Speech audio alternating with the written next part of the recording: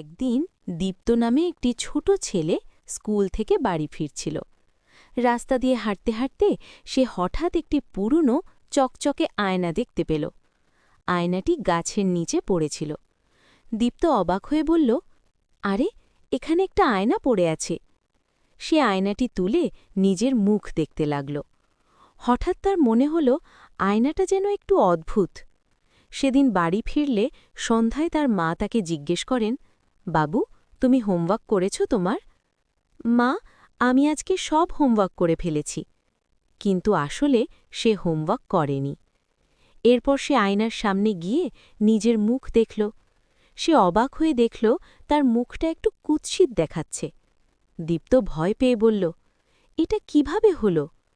পরের দিন স্কুলে শিক্ষক তাকে জিজ্ঞেস করলেন, দীপ্ত, তুমি কি আজ পড়া শিখে এসেছ? রাহাত আবার মিথ্যে বলল, হ্যাঁ স্যার, আমি পড়া শিখে এসেছি। কিন্তু এবারেও সে মিথ্যে বলল। এবার আয়নায় নিজের মুখ দেখে সে চমকে উঠল। তার মুখ একেবারে খুব কুৎসিত দেখাচ্ছিল। দীপ্ত ভয়ে কাঁদতে লাগল।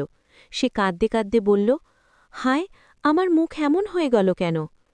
ঠিক তখনই আয়নাটি কথা বলল। আয়না বলল, আমি একটি জাদু আয়না।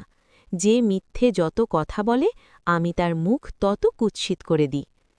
দীপ্ত কেঁদে কেঁদে বলল, আবার আগের মতন করে দাও, আমি আর মিথ্যে বলবো না। আয়না বলল, বেশ, আমি তোমায় কিছুটা ঠিক করে দিচ্ছি, কিন্তু তুমি যাদের কাছে মিথ্যে বলেছ তাদের কাছে গিয়ে যদি সত্যি কথা স্বীকার না করো এবং ক্ষমা না চাও, তাহলে আবার কুৎসিত হয়ে যাবে। দীপ্ত তখন নিজের ভুল বুঝতে পারল। সে প্রথমে মায়ের কাছে গিয়ে বলল, মা, আমি তোমাকে মিথ্যে বলেছিলাম, আমি হোমওয়ার্ক করিনি। তারপর সে শিক্ষকের কাছে গিয়ে বলল, স্যার, আমি পড়া শিখে আসিনি, কিন্তু মিথ্যে বলেছিলাম। সবাই তার সত্যি কথা শুনে তাকে ক্ষমা করে দিল। তারপর দীপ্ত আবার আয়নার সামনে গিয়ে দাঁড়াল। সে দেখল তার মুখ ধীরে ধীরে আগের মতো সুন্দর হয়ে যাচ্ছে।